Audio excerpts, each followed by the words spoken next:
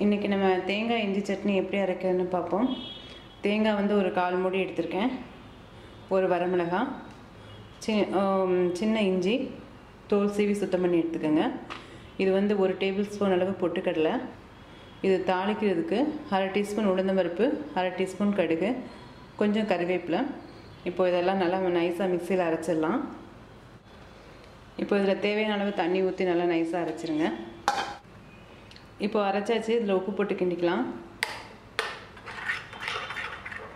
இப்போ இதை தாளித்து விட்ருவோம்.